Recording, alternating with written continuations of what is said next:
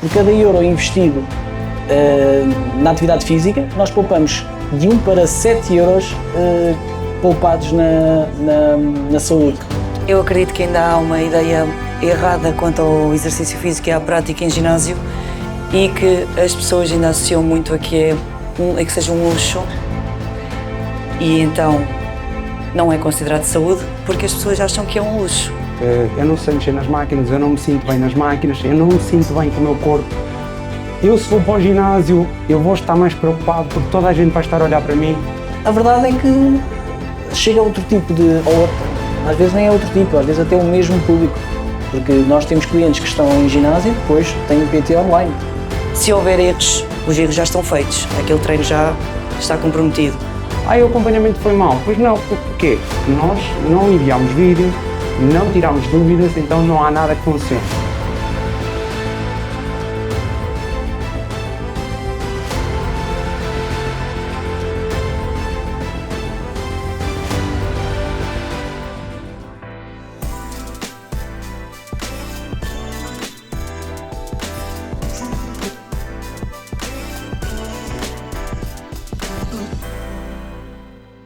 Olá, seja muito bem-vindo a mais um episódio aqui do Feel Fit Podcast com convidados.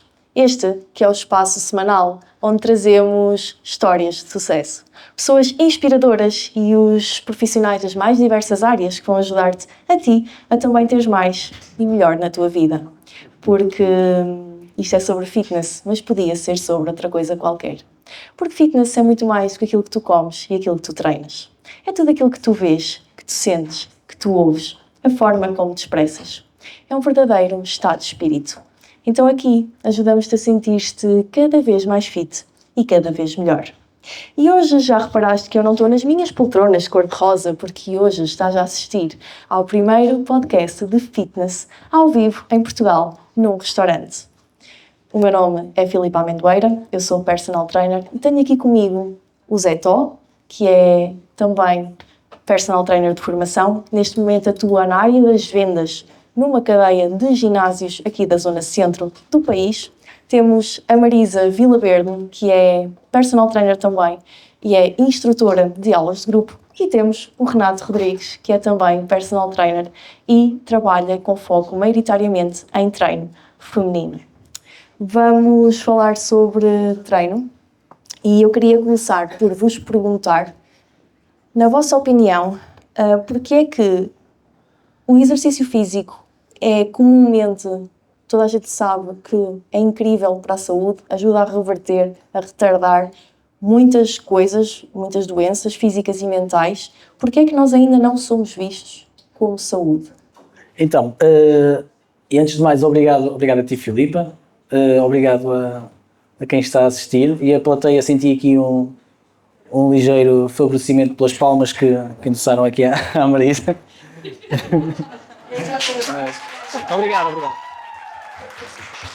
Obrigado. Agora sim, sinto-me acolhido. E obrigado a vocês pela vossa presença. Então, porque é que isso é tão difícil de sermos vistos dessa forma? Na verdade, também não, se calhar é mesmo isso, não usamos bem, porque a Organização Mundial da Saúde, o ano passado, divulgou um dado curioso, que é por cada euro investido na atividade física, nós poupamos de 1 para 7 euros poupados na saúde. Portanto, a prevenção é bastante mais barata do que depois o tratamento de qualquer doença. Portanto, está em nós profissionais, obviamente conseguimos passar isto, e através também da comunidade médica, que fazer com que isto, a entrada no mundo da atividade física, seja mais fácil para todos. Porque na verdade não é assim tão fácil, até porque nós vendemos aquilo que é a parte mais difícil, que é as pessoas suam, vão ter dores, ainda vão pagar por isso, não é? É muito mais fácil esperar mais tarde um comprimido ou tratamento, seja lá ele qual for. Portanto. Mas imagina, eu percebo esse ponto, mas se nós pensarmos, tipo, a maior parte das pessoas também não gosta propriamente de todos os dias ir trabalhar. No entanto, ela sabe que há uma recompensa tardia. Então, o que é que, na tua perspectiva, muda no que toca ao exercício? Porque é doloroso, mas tem uma recompensa tardia. Sim, o tardio ou não é na cabeça da pessoa a quem isto acontece, porque na verdade as coisas vão demorar o tempo que têm que demorar. Não é necessariamente demorar, por exemplo, o baixar a tensão arterial, o diminuir o colesterol, seja lá ele qual for a necessidade pela qual aquele cliente esteja a vir até nós, tenha que resolver. Pode ser, por exemplo, até perda de peso, seja lá ele qual for. Isto vai ter o seu tempo, não é? E às vezes o ser rápido ou o ser, melhor, demorar o tempo que não corresponde à expectativa que a pessoa tem naquele momento, pode desmotivá-la ou pode levá-la a pensar que aquilo é infrutuito, que não vale a pena. Porque na verdade, alguém que se inscreve, por exemplo, no ginásio, tenha personal trainer, vai demorar 2 meses em adaptação neurofisiológica, portanto, durante 2 meses nada vai acontecer até, a não ser a adaptação à atividade física, uma nova rotina, portanto. Disseste uma coisa recentemente num podcast com o Fábio Filipe, tu não és aquilo que não tens, mas também não tens aquilo que não és, e é um bocadinho representado aquilo que eu estou a dizer. Portanto, eu vejo os teus podcasts também. Por isso é que sabes tanto. Marisa, qual é a tua perspectiva? Eu acredito que ainda há uma ideia errada quanto ao exercício físico e à prática em ginásio e que as pessoas ainda associam muito a que seja um luxo e então não é considerado saúde porque as pessoas acham que é um luxo, que as pessoas vão para o ginásio para ter um corpo fit, para se sentirem mais elegantes, mais autoconfiantes e não propriamente por saúde. E, por exemplo, nós vemos isso na questão médica, normalmente os médicos recomendam às pessoas fazer fisioterapia, quando num ginásio elas conseguem progressos muito maiores. Ou seja, aquilo que nós conseguimos fazer a uma pessoa que tem patologias é muito maior e muito mais acelerado do que a fisioterapia em si. Os movimentos que nós conseguimos dar à pessoa, conseguimos devolver-lhe a mobilidade, na fisioterapia é muito mais demorado. Então eu acredito que nós temos muito mais conhecimento, mas a indústria farmacêutica não vai render tanto se nós fizermos a prevenção. Ou seja, é preciso haver um ciclo, é preciso adoecer para depois as pessoas irem à farmácia.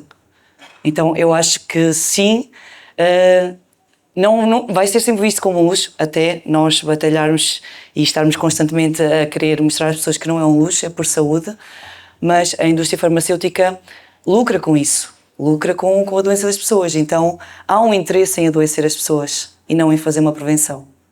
Mas se formos a ver, ou seja, nós também temos muita vantagem no fundo com a doença, não é? Porque nós olhamos para os ginásios e a maioria daquilo que nós vemos são pessoas a tentarem sair de quadros de excesso de peso e de obesidade.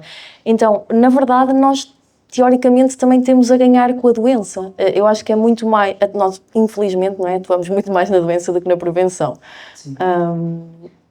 Renato, queres partilhar aqui e aprofundar um bocadinho mais esta questão? Olha, complementando o que os meus 2 colegas já disseram, eu acho que também é uma questão um pouco cultural. Ou seja, nós, apesar de que eu acho que nos últimos anos tem vindo a crescer, o desporto nunca, principalmente o exercício físico, nunca foi uma coisa que foi muito enraizada na nossa cultura. Por isso é que o nível de sedentarismo, já não sei quando é que foi o último estudo que saiu, que a percentagem de sedentarismo era muito alta em Portugal. Então é algo que as pessoas ainda não têm implementado. Felizmente temos estado a evoluir nesse patamar, só que eu acho que também existe um pouco de receio a ir para um ginásio.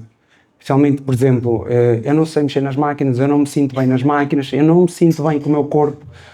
Eu, se vou para o ginásio, eu vou estar mais preocupado porque toda a gente vai estar a olhar para mim e eu não me sinto bem e toda a gente vai gozar comigo. Eu acho que também existe essa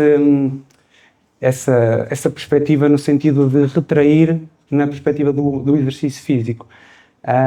E eu acho que às vezes é mais uma questão de perceber que, ok, se eu não fizer por mim, ninguém o vai fazer e a minha saúde está em questão, independentemente do que as outras pessoas pensam. Eles também começaram de alguma maneira, e então às vezes é a questão do não deixar para segunda-feira e começar mesmo hoje, por exemplo.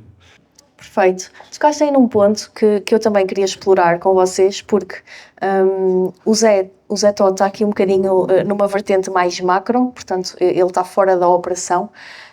Eu trabalho exclusivamente online, tu trabalhas híbrido e a Marisa trabalha maioritariamente presencial. Então eu queria entrar um bocadinho aqui por este tópico, que é, tu falaste aí numa coisa que é o receio de eu vou para lá e faço o quê? Tipo, aquilo são coisas mega complexas, eu nunca vi aquelas máquinas na minha vida, eu não sei como é que é de ajeitar as coisas, então não é? O ser humano não gosta muito de desconforto, principalmente desconforto público, não é? Porque temos pessoas a ver.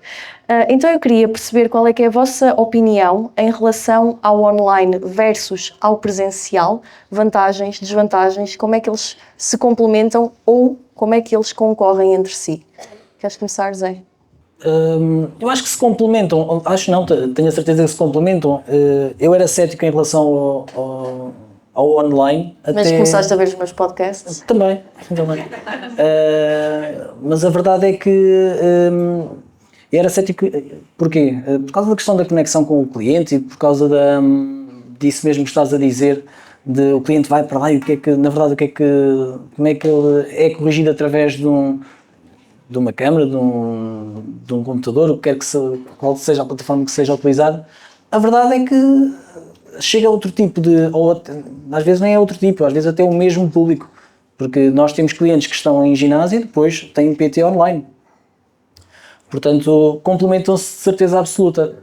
Há a ter as suas vantagens, as suas desvantagens. Uma vantagem óbvia é a democratização da questão do tempo, e no conforto das suas casas as pessoas poderem estar a fazer atividade física, o facto de estarem escondidas e longe de olhares indesejados ou que as possam constranger em contexto de ginásio, e portanto conseguimos chegar a outro público através do online. Claro que eu prefiro que vocês andem em ginásio, até porque eu trabalho com uma cadeia que tem 6, mas na eventualidade de não se inscreverem no ginásio tem sempre opções online, obviamente.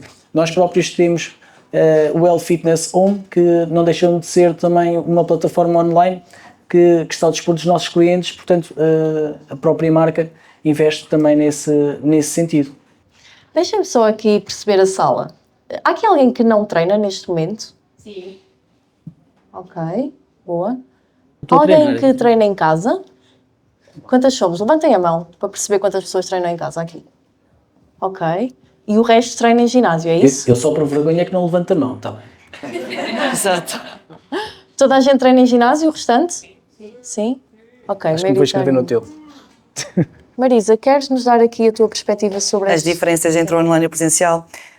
Não acho que sejam concorrência direta, não acho que são dois serviços completamente opostos.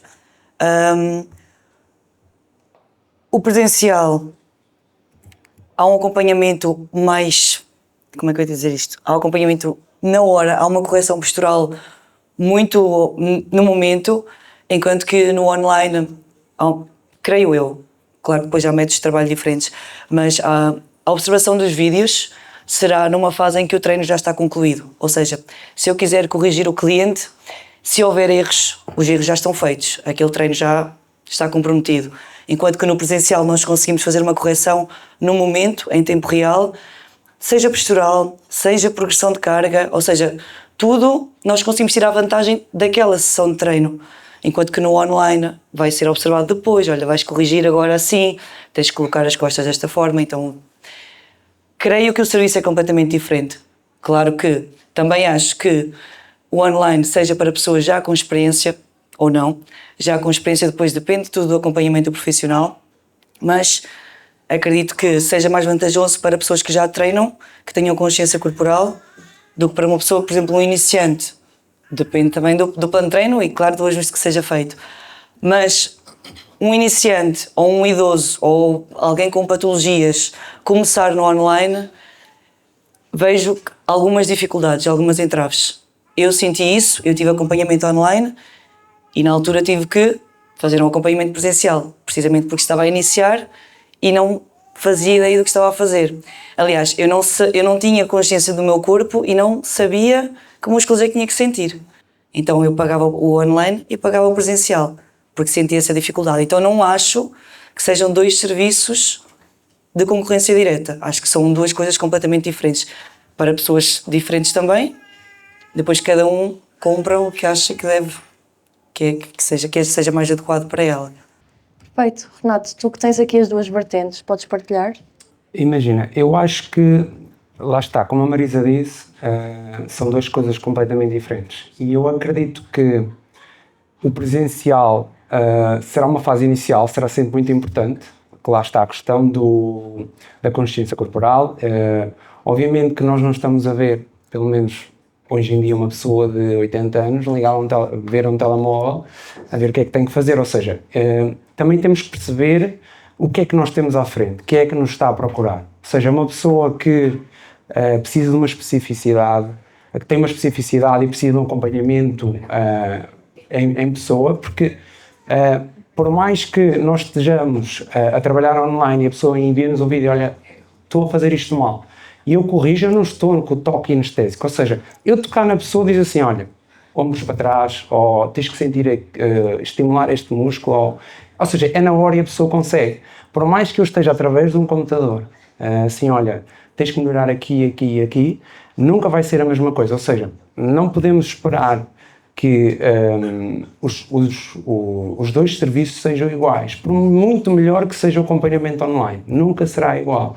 Agora, obviamente que podemos começar num e passar para o outro, sim. Podemos começar só num, sim. Agora, vai exigir primeiro que a pessoa tenha a vontade de se gravar a si própria, e muitas vezes as pessoas também não têm essa vontade, porque se veem, porque se nós não vemos o que é que a pessoa está a fazer, é impossível nós corrigirmos.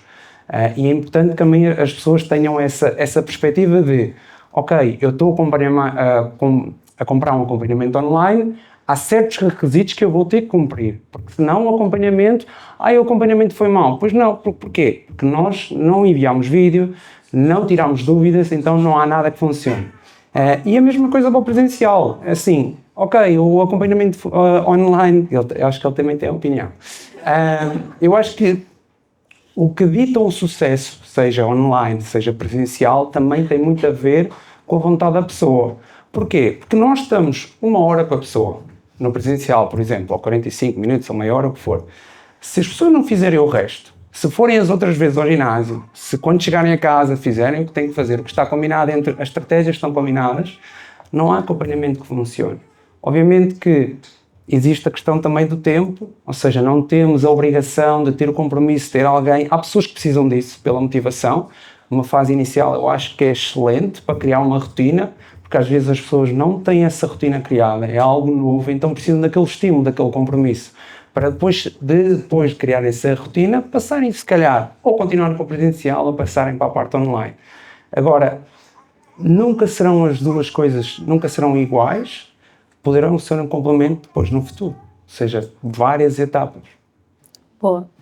Queres dizer alguma coisa? Eu posso Sim, contar claro, uma experiência minha. Eu tive uma menina que me procurou no ginásio e ela queria um plano de treino para fazer em casa. Foi o meu único online. E eu montei-lhe o plano de treino, fiz-lhe a avaliação física no ginásio, presencial, montei-lhe o plano de treino. Ela tinha um problema estrutural enorme. Ela tinha os ombros super anteriorizados, uma escápula extremamente deslocada.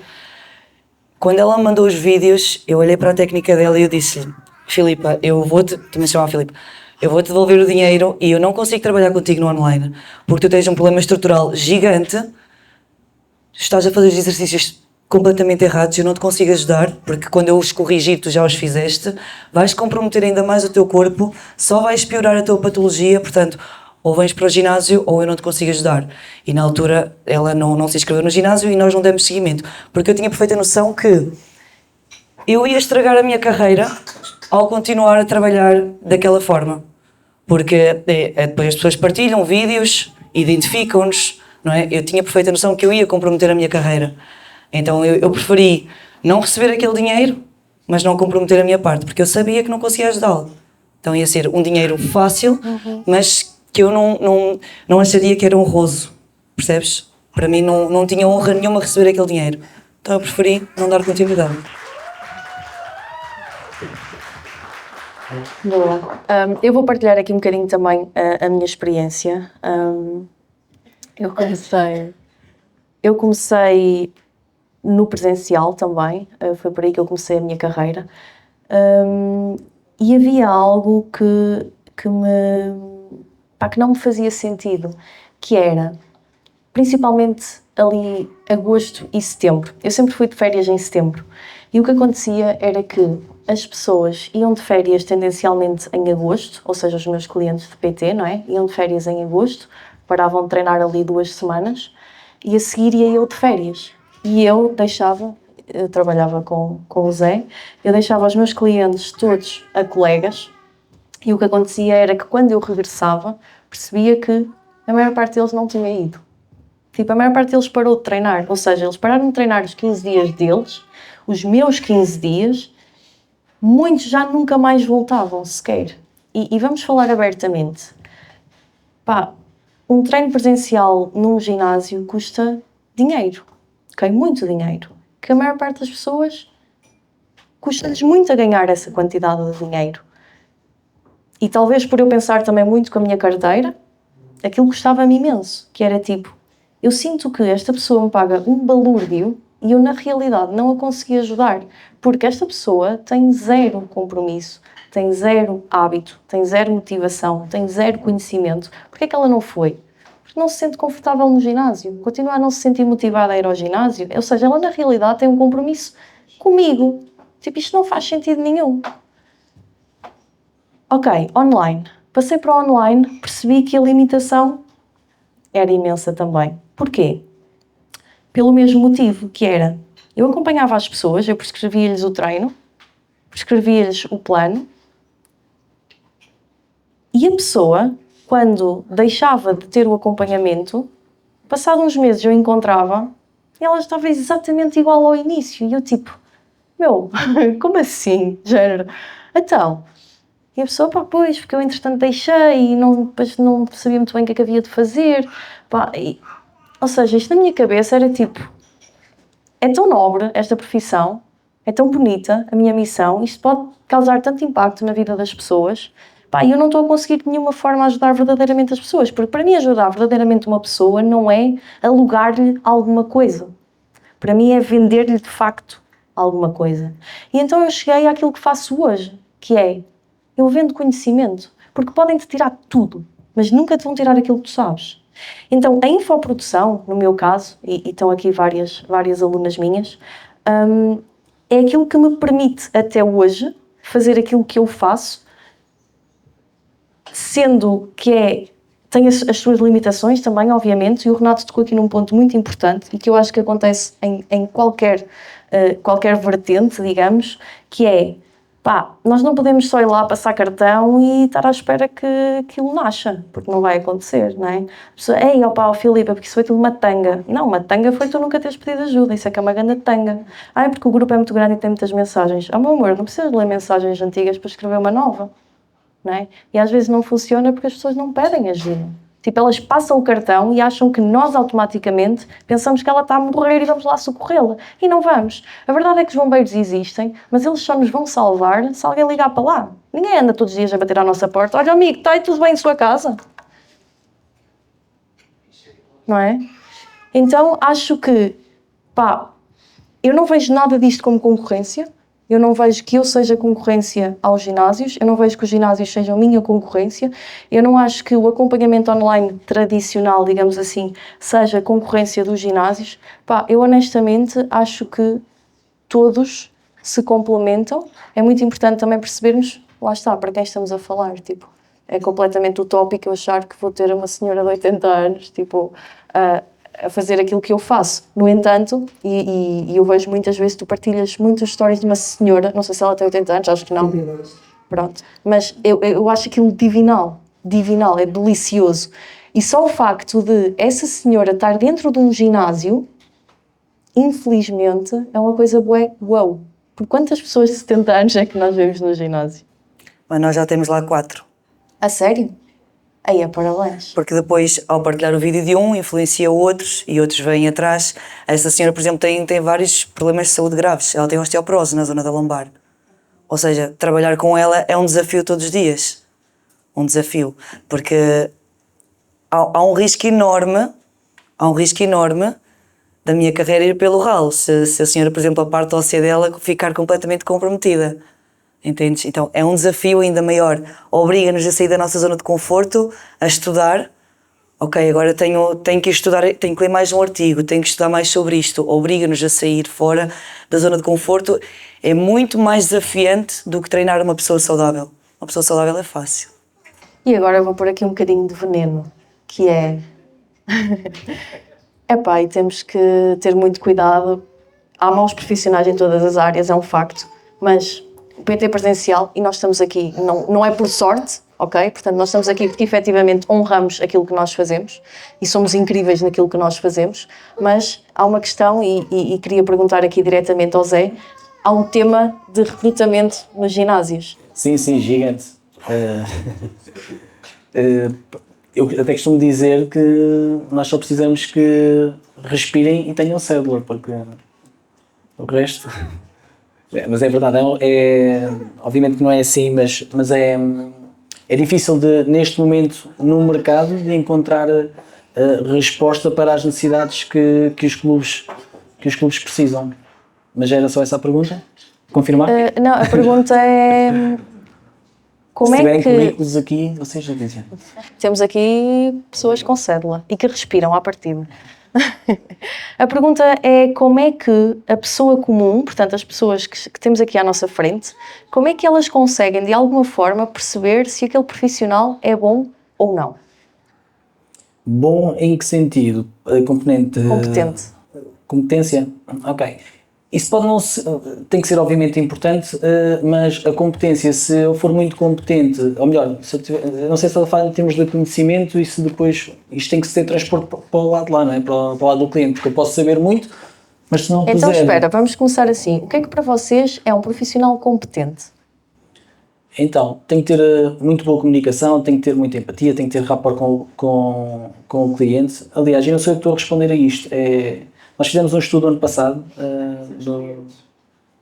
com os clientes do nosso espaço e com a Universidade de Coimbra, com a Escola Superior de Educação de Coimbra, em que perguntámos justamente isso, porque eu estava muito preocupado com a questão, eu estava no departamento de qualidade do Health Fitness. Então, nós estávamos muito preocupados então com a questão técnica, do conhecimento, e se era realmente isto, era a questão da qualidade para os nossos instrutores, e estávamos constantemente em formação.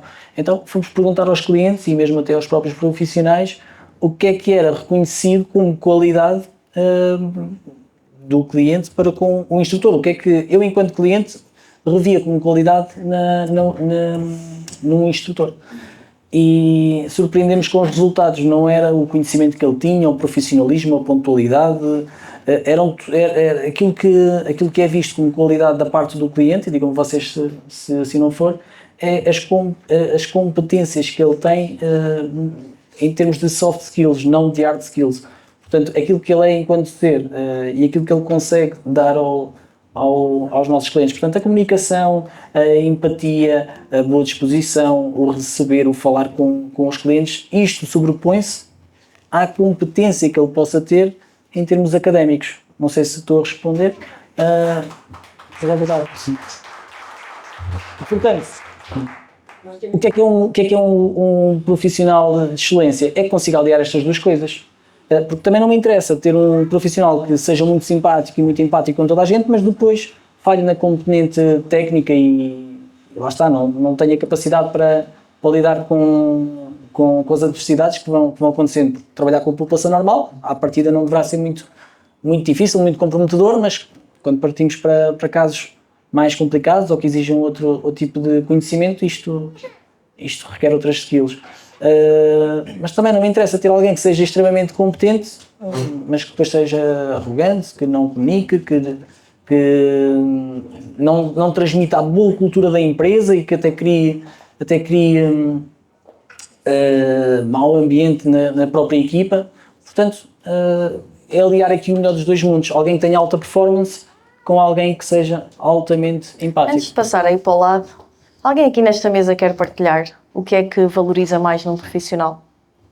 Eu acho que sim, a boa disposição e comunicação e simpatia é importante, sim, mas eu valorizo muito o conhecimento. Consegues ter partilhado connosco, não é? Faço parte do programa, tu tens imenso conhecimento daquilo que passas no estudo, não ficas surpreendido pelos teus conhecimentos para ti, não consegues partilhar o estudo e tens duas habilidades a tua simplicidade leva-te, eu acho que a vida que tiveste leva precisamente a seres assim, simples, humilde, consegues nos dar tudo o que tu tens. É espetacular. Não tenho ninguém para ter as coisas boas. Eu fui com o marido, que eu não conhecia, não é? Nada que Mais um homem feliz na sala, não é? Ok. Aqui nesta mesa, vocês querem partilhar aquilo que mais valorizam O no seu marido não a profissional? conhecia, mas ficou muito mais feliz. Também, a Filipa fez o seu marido feliz também, não foi? Verdade, não é? Mulheres felizes fazem homens felizes. Quem quer partilhar? Empatia e conseguir colocar-se no lugar da outra pessoa. Acho que faz toda a diferença. Porque passar planos, estruturar planos, lá está, a formação já é isso, mas o conseguir sentir o que a outra pessoa está a sentir já não é fácil. E para mim é mesmo muito, muito importante. Então, eu se calhar vou mudar um bocadinho a pergunta aqui para a Marisa e para o Renato, que estão mais no terreno, que é: o que é que vocês consideram que é o vosso maior potencial enquanto profissional? Eu acho que, não sei o nome daquela senhora, mas ela falou muito bem, Ana, pronto. Eu acho que aquilo que eu, além da componente técnica e empática que o Zé falou, e muito bem, eu acho que aquilo que me distingue,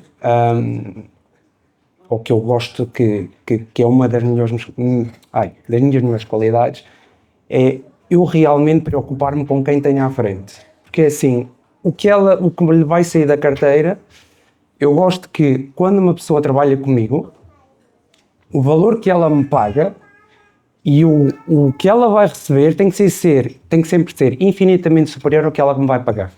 Ok? Ou seja, eu quero que as pessoas saibam, quando trabalham comigo, e às vezes isso é difícil porque requer atenção, requer tempo, requer estudo, que é, quando estão a trabalhar comigo, tem alguém ali com atenção para elas. Ou seja, o que é que eu quero dizer com isto? Que é, todos os problemas que ela tem, eu quero ajudar a resolver, eu estou ali para ajudar a resolver, e acho que é isso que é diferente, que é o que falta muito hoje em dia, que é, a pessoa não é um número, a pessoa é uma pessoa que precisa de ajuda, que precisa de mudar a situação. Então, receber um plano qualquer um faz, planos nutricionais e whatever, toda a gente faz. Agora, ter ali alguém realmente que ouve os problemas, que tenta resolver os problemas, que está ali para ouvir e resolver tudo, acho que é o que faz diferença num profissional, que é, não é o que ela paga, é o que é que nós podemos acrescentar à pessoa. E se nós estamos ali, diariamente, a puxar por ela, a desafiar, porque às vezes as pessoas também gostam de estímulos, gostam de ser desafiadas, gostam de perceber, eu gosto muito de mostrar isso às minhas clientes, que é, tu consegues mais, e se tu consegues mais isto a treinar, toda a tua vida tu consegues mais. Ou seja, o potencial que tu tens, tu achas que não tens, eu gosto de mostrar às pessoas que elas conseguem mais. E às vezes é por isso que eu tenho um termo, e espero que não haja aqui uma Laura que leva mal, eu chamo-as, quando elas pegam leve, eu chamo-as Laurindinhas. Porquê? Porque eu gosto de mostrar às pessoas que elas conseguem mais. E às vezes ter ali alguém que se realmente preocupa com elas, que não está ali só para, olha, mais uma série, mais uma rap, estás a fazer bem, e não se preocupa que está ali, porque a pessoa paga pelo seu tempo, pelo nosso tempo. Então, nós temos que estar naquele tempo com ela, não é estar ali por estar. E acho que hoje em dia é o que falta, é a vertente humana e é a real preocupação com a pessoa. Por isso é que depois isso faz diferença. Eu acho que às vezes a questão de ter muito conhecimento, sabê-lo para passá-lo para a prática, ter muita empatia, se nós não realmente preocupamos com a pessoa mais tarde ou mais cedo vai embora. É o que eu acho. Eu acho que muitas coisas, mas eu acho que para ser bom profissional nesta área, safa-se muito bem quem tem bom coração. Primeiro, estamos a falar de pessoas, vamos ter que as ouvir, vamos ter que saber ouvir, vamos ter que ser empáticas com elas.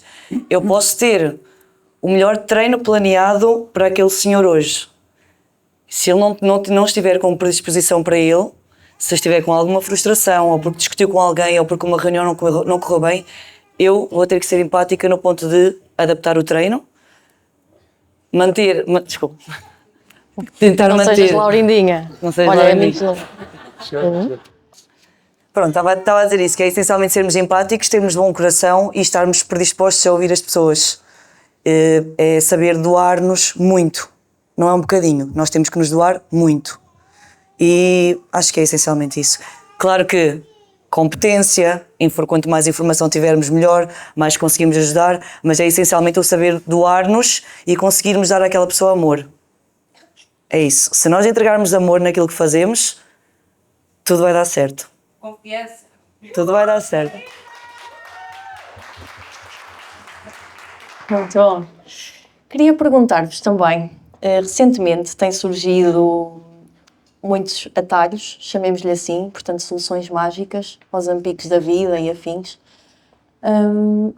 Porquê é que, na vossa opinião, estas soluções mágicas têm tanto sucesso, porque isto é um bocadinho exatamente ao contrário do exercício, ou seja, a pessoa no exercício, como estávamos a falar há pouco, ok, ele vai-lhe doer, mas há uma recompensa tardia, à partida, não é?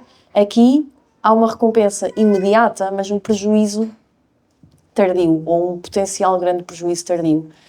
O que é que leva as pessoas a procurar estas soluções? E, agregado a esta questão, também vos queria perguntar o que é que nós deveríamos estar a aprender com isto? Começo sempre eu, não é? Eu fiquei mal posicionado. Na verdade... Obrigado. Já tenho assim lá em cima, obrigado.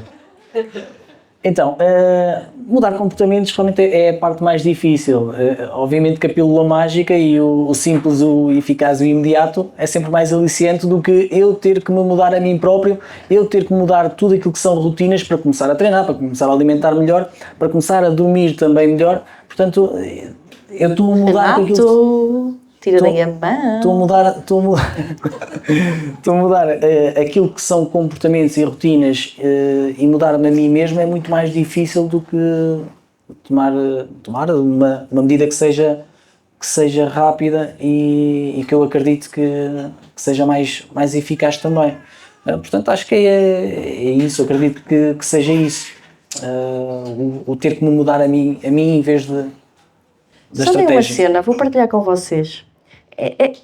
Para mim é um bocadinho complexo pensar nisto, porque é precisamente por pensar no resultado que a mim me apaixona o processo. Ou seja, tipo, eu pensar no resultado da pessoa que eu tenho que me tornar ao mudar-me para ser a pessoa que consegue ter aquele resultado, isso dá-me bué de pica.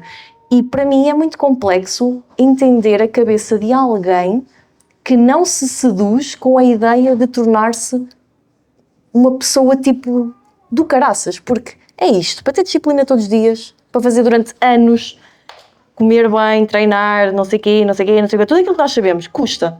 Tipo, tens que tornar-te uma pessoa fora do comum. Sim, isto acho que eu acredito que tenha que ver com aquilo que o Renato estava a dizer, que é a preocupação com a pessoa, a preocupação genuína com a pessoa.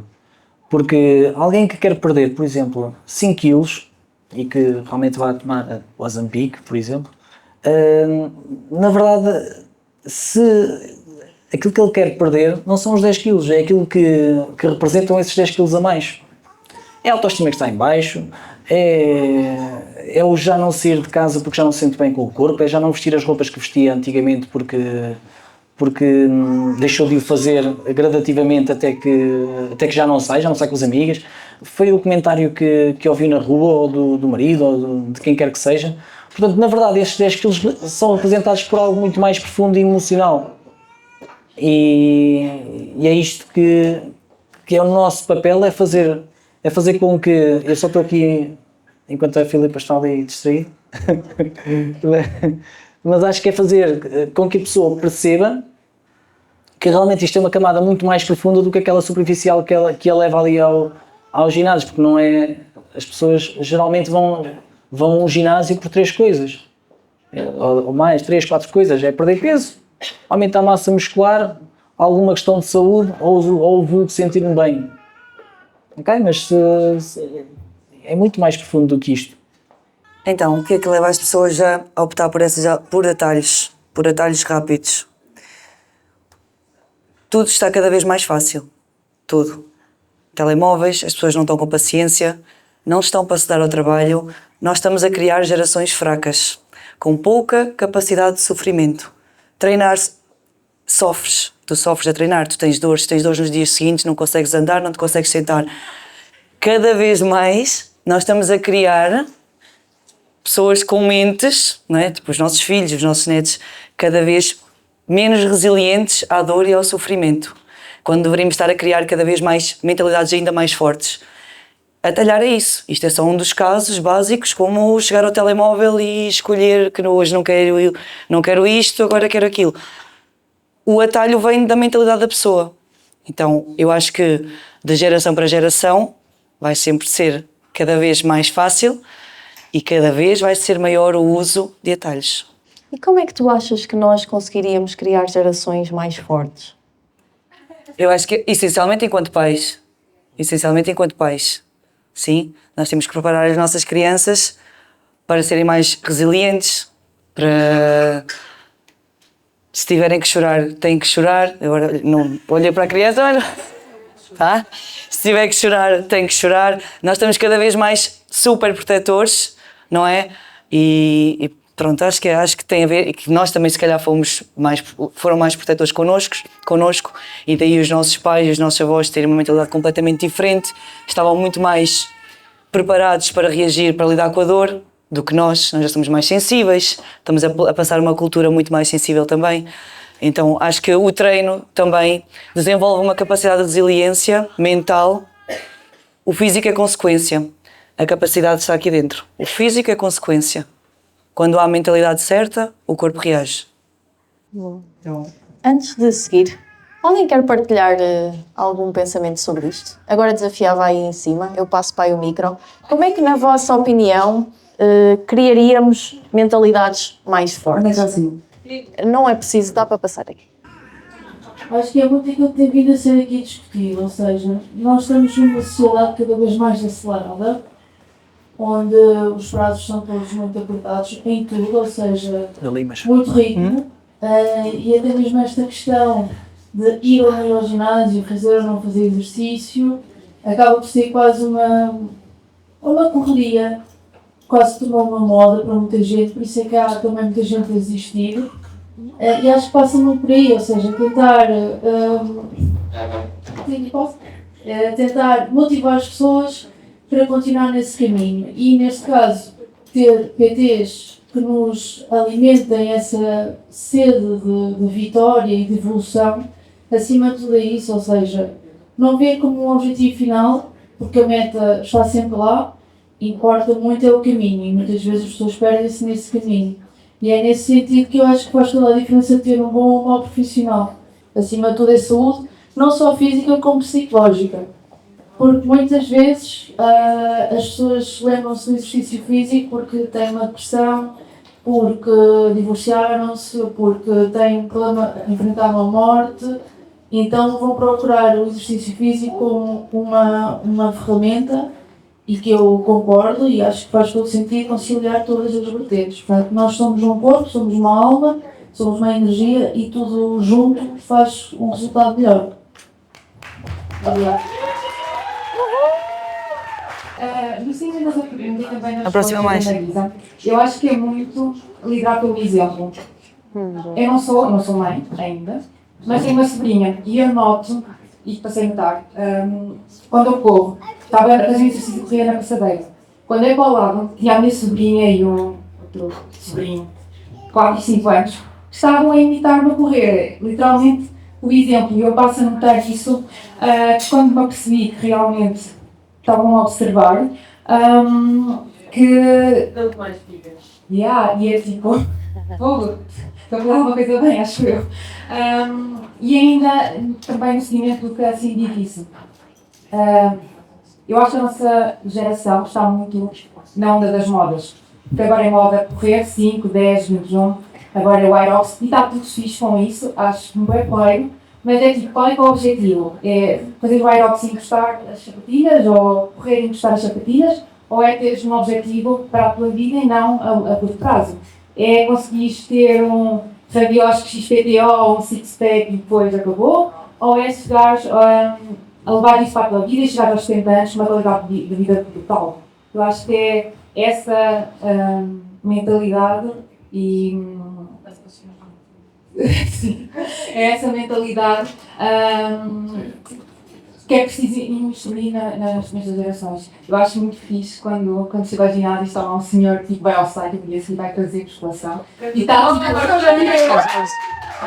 Lembra-se, Sr. Jorge? caraças! Nossa. Ele ia sempre Só bem. isso. Obrigada, Maria. Não vai, ele sabe quem veio. Temos aqui o Carlos, que também tem um podcast, que é o Flexcast. Deviam acompanhar, se não acompanham. E, Carlos, eu gostava muito de saber a tua resposta a esta pergunta. Como é que hoje se trabalharia para ter uma mentalidade mais forte? Podes partilhar? Boa noite a todos, obrigado Filipa pela publicidade. A sério que passaste o microfone. Sim. Agora as pessoas vão ficar fartas de me ouvir. Por acaso eu estava aqui a comentar com a Rita, eu gostava de estar a participar, lá está que tenho um podcast. Eu acho que é perfeitamente normal estes desafios, na minha opinião, porque isto faz parte da sociedade. Ou seja, o ser humano vai sempre procurar o atalho. É inerente, ou seja, todos nós, se pudéssemos escolher sempre a solução mais fácil, eu acho que todos nós íamos escolher. Por isso é que poucas pessoas são empresários e poucas pessoas são empreendedores e a maioria das pessoas trabalham por conta de outra. Isto é uma coisa que está inerente, ou seja, quem quer arriscar mais, quem gosta do processo, vai aceitar se calhar mais sacrifício, mas as outras pessoas todas, a maioria, não vai aceitar esse sacrifício. Só falar daquela questão do Ozempic, é lógico que isso vai ser bombástico. Agora, se calhar a solução estará, o que é que se pode fazer para se criar um concorrente ao Ozempic que seja muito mais saudável, porque eu acho que as pessoas vão adotar isso, a menos que apareçam consequências muito negativas, que vai levar algum tempo a isso a acontecer, e depois, às custas disso, as pessoas possam se afastar. Mas isto, lá está, como tu sabes, eu falo sobre dinheiro, né, sobre investimentos, isto é exatamente a mesma coisa. Eu não vou dizer às pessoas que elas devem poupar porque vai fazer bem para o futuro. 90% não quer saber disso para nada. E então, acho que aquela conversa não vai haver solução. E, portanto, eu acho que podemos ter o exemplo de sermos melhores pais e tudo isso, eu acho que isso ajuda, mas continuo a achar que o problema está na educação. Acho que em tudo na vida começa pela educação. Uma melhor educação vai fazer uma educação em que as pessoas conseguem ter espírito crítico, pensar só dessa forma. Se for educação tipo da doutrina, não vai resolver nada. Portanto, explorar o espírito crítico vai fazer as pessoas terem vontade, se calhar, de explorar outros universos e às custas disso vão se superar. Mas acho que se calhar sou uma pessoa mais pessimista em relação ao mundo. E como é que se resolve, como é que se criam pessoas mais fortes? Com tempos mais difíceis. E se calhar estamos a ver tempos muito fáceis, que podem resultar em tempos difíceis, o ditado é esse. Tempos fáceis criam homens fracos criam tempos difíceis e tempos difíceis criam homens mais fortes. Né? Portanto, se calhar estamos a passar tempos demasiado fáceis e não vai haver sempre, não é? Obrigado e desculpas. Renato, seguimos? Depois disto tudo. Obrigada, Carlos. Nossa Senhora, eu tenho impressão. Tiveste tempo de pensar.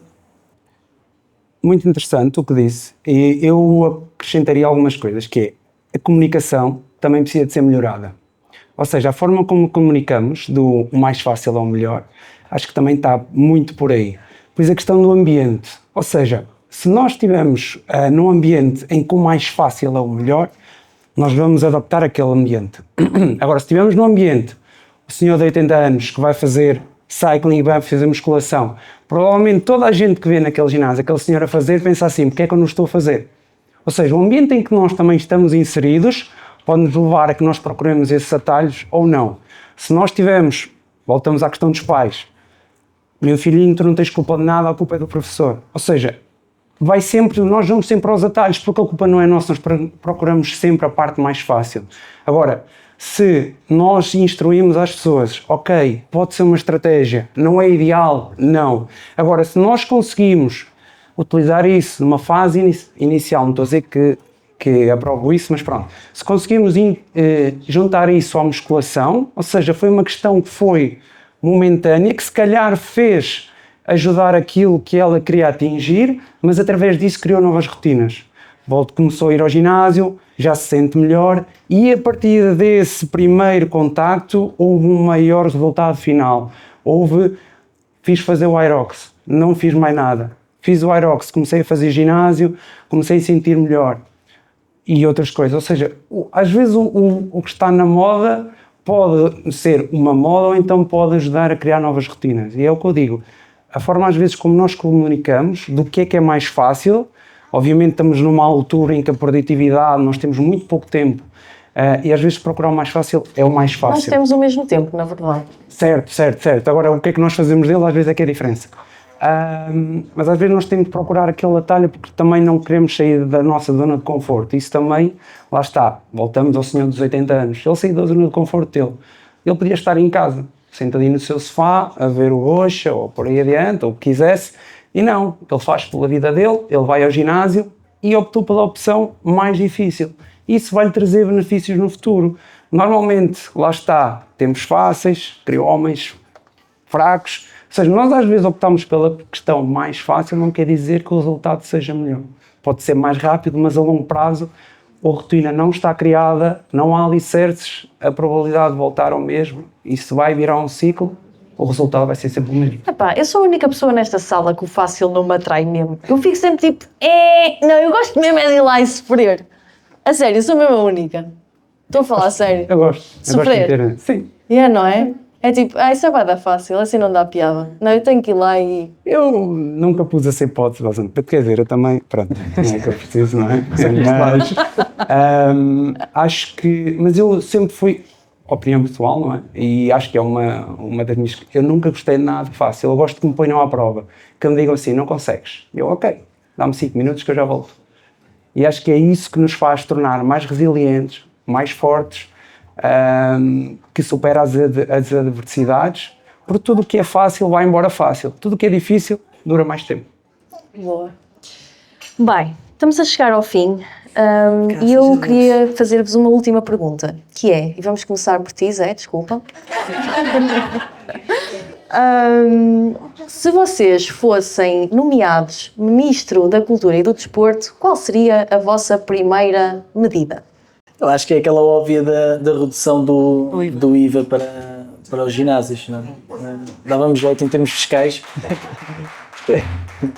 mas essencialmente é uma luta que o setor já vem a atravessar há algum tempo, se calhar não com a força que deveria estar a ter, mas ajudaria, obviamente, não só à sobrevivência do setor em si, como facilitaria também, acredito eu, a entrada de novos clientes por ajuste direto do valor cobrado nas mensalidades.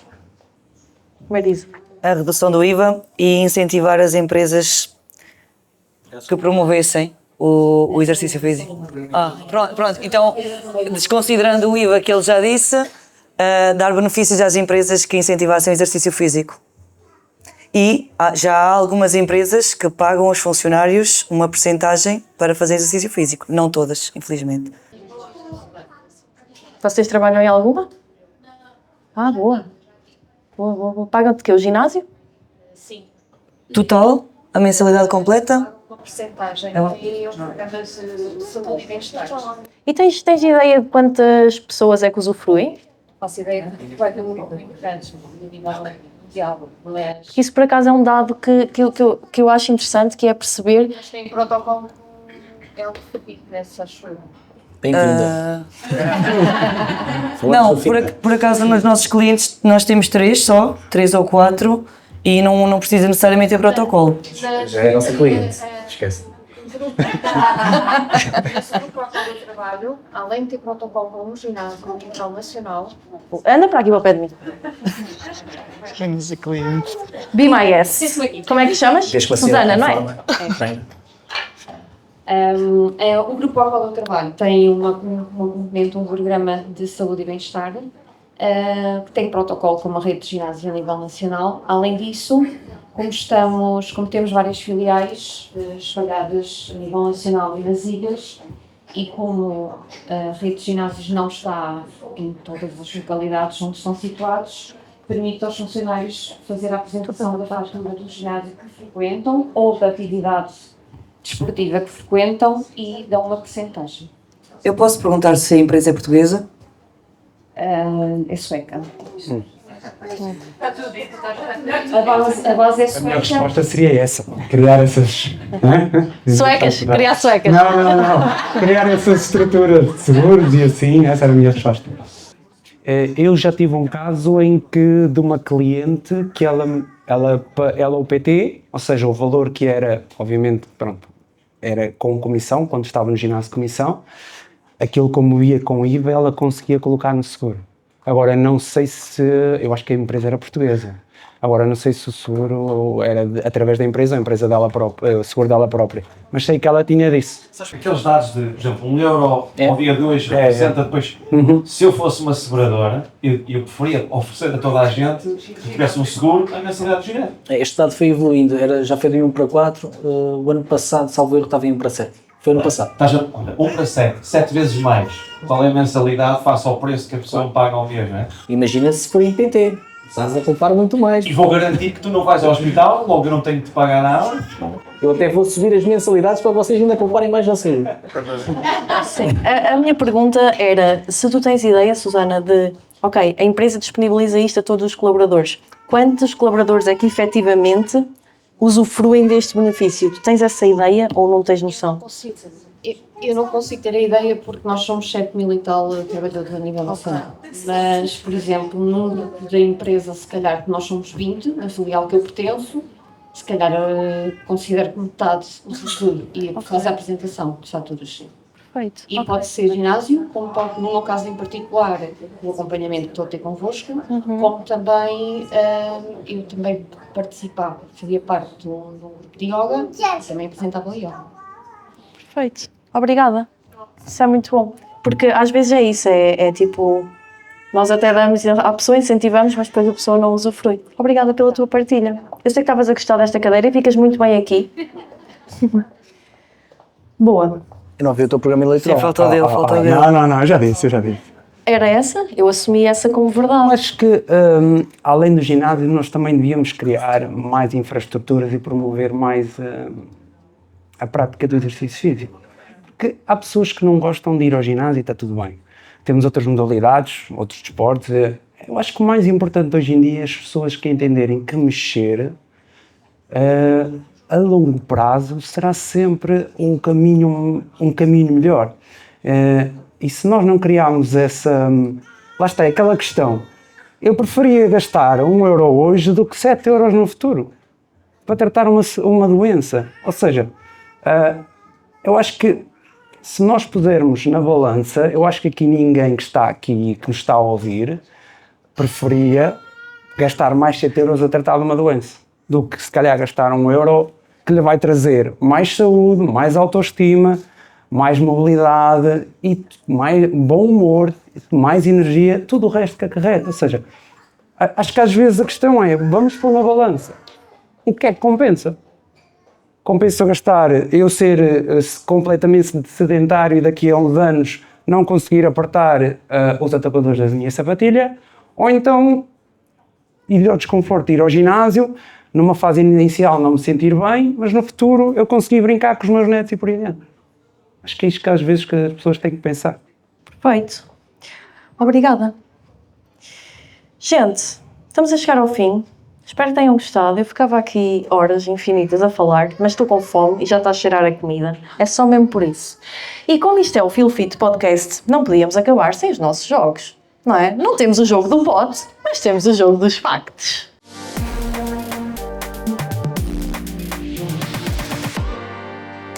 Então, eu vou trazer um facto. Na verdade, eu vou trazer 2 factos, ok? Um deles achei muito pertinente, uma vez que estamos neste contexto, e então eu vou trazer aqui alguns factos sobre podcasts, mas o verdadeiro jogo vai acontecer com o facto seguinte. O Zé Tó já conhece, o Renato também, eles já estiveram no Feel Fit Podcast, se calhar não te lembras-te?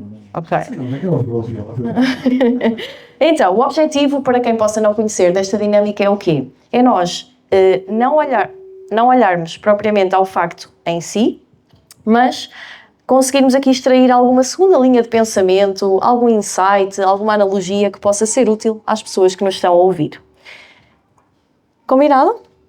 Este primeiro é só mesmo para tipo mostrar pinta cultura, ok? A seguir é que é o facto a sério, tá? Então, o facto de hoje é: sabias que o podcast mais ouvido no mundo é o podcast do Joe Rogan? Em Portugal, é o extremamente desagradável. Dados de 2025. Isto leva-me a crer que as pessoas gostam de duas coisas: desporto e comédia. Vamos ter isso tudo aqui hoje. Tchan tchan. E assim fico. Sabias também que, ainda no que toca a podcasts, o recorde do maior podcast do mundo é nosso? Da Tuga. Português, do qual eu tive o prazer de fazer parte também, fui uma das entrevistadoras. Foram mais de 160 horas em transmissão direta. Passámos 7 dias non-stop a transmitir 24/24. Foi uma logística gigante. O podcast é o Conversas de Elite, do David Araújo. Eu aconselho também, se alguém não acompanha, a acompanhar. É incrível, o David faz um trabalho excelente e nós temos o recorde do maior podcast do mundo. Mas o facto a sério de hoje que eu vos queria trazer era, senhoras e senhores, vocês sabiam que a heroína já foi utilizada como medicamento para crianças? Sabias? Eu vou explicar um bocadinho, deixa-me só brilhar mais um bocadinho antes de tu brilhares. Em meados do século XIX, mais precisamente na década de 1890, a empresa farmacêutica Bayer produzia heroína como um medicamento para combater a dor, tosse e resfriados. A droga também era utilizada em crianças até ao ano de 1912. Apenas no início de 1920 é que a substância começou a ser considerada um perigo, até ser finalmente banida em 1924 pelo Departamento de Saúde e Serviços Humanos dos Estados Unidos. Fuck, tu sabias isto? Aquilo que Sabias isto? Porque aquilo que difere entre a droga e a cura é precisamente a dosagem. Neste momento, por exemplo, a morfina também é um derivado da heroína. Portanto, isto é utilizado sim farmacologicamente. Agora, depende da dose. Okay. A Coca-Cola também já foi medicamento. Sim. Não é? Qual é o insight que podemos extrair deste facto? É isso, é precisamente isso que eu estou a dizer. Aquilo que difere entre a droga ou o veneno é precisamente a dosagem. A dosagem é a recomendação médica, não é? Ou falta dela. Ou a falta dela. Queres acrescentar? Eu queria saber se... Os dois. Eu acho que é os dois, Fernando. Não sei mesmo. Foi esta a minha resposta. Ok, eu vou-vos dizer o que é que eu pensei. O insight que eu tiro daqui é precisamente aquilo que eu estava a falar um bocadinho, que é a importância do conhecimento, de nós estarmos sempre a pôr-nos em causa, não é? Porque nós só descobrimos que realmente algo não é bom se continuarmos frequentemente a testar aquilo que nós consideramos que é bom, não é? Então, foi logo o meu primeiro pensamento imediato, que é tipo, realmente há muitas coisas que outrora se fizeram que hoje já não se fazem e vice-versa. Então, acho que o contraditório é sempre muito bem-vindo. Este tipo de espaços, este tipo de partilhas, e é essencialmente por isto também que eu criei o podcast, para estar continuamente a expor-me também a outras pessoas, a outras visões, a outros pontos de vista, porque acho que, mesmo que não concordemos no momento, acho que toda a gente deve ter voz, acho que toda a gente se deve constantemente pôr em causa, e explorar coisas, tipo ouvir coisas novas, fazer coisas novas, testar coisas novas. Heroína não aconselho, ok?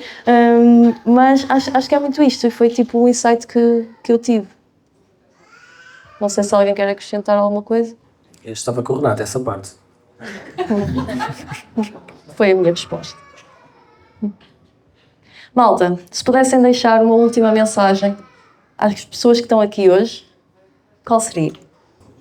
Perceberam? É esta. Não sejas laurindinha. Não, estou a pensar. Que nunca deixem de acreditar em vocês. É tipo a minha frase. Que nunca ninguém deixe de acreditar em si.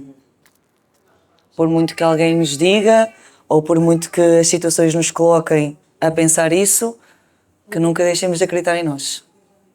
Eu diria que, complementando aqui a Marisa, procurem sempre ser melhores, porque vocês só vão saber do que são capazes se passarem aquela linha de conforto. Aquela linha de conforto vai custar. Ninguém quer, toda a gente quer ver a bonita mais bonita da montanha, mas nem toda a gente está disposta a subi-la. Só quem está disposto a subi-la é que tem o privilégio de poder ver. Por isso é que toda a gente, nem todos são empreendedores, nem todos são empresários, nem todos estão dispostos a subir a montanha. E quem está disposto a passar esse desconforto é que depois tem um bonito resultado final, que é o cume da montanha. Afinal, é difícil ser o último, não é? É um bocado. Isso não é sobre treino. Então, olha, falando em treino, então, isto não é sobre treino, mas também a verdade é que é sobre treino. Obrigado por essa. Não sabia o que dizer, chique um bocado de chouriço e tal, que falaste em treino. Então, treino difícil, combate fácil. Aquela frase.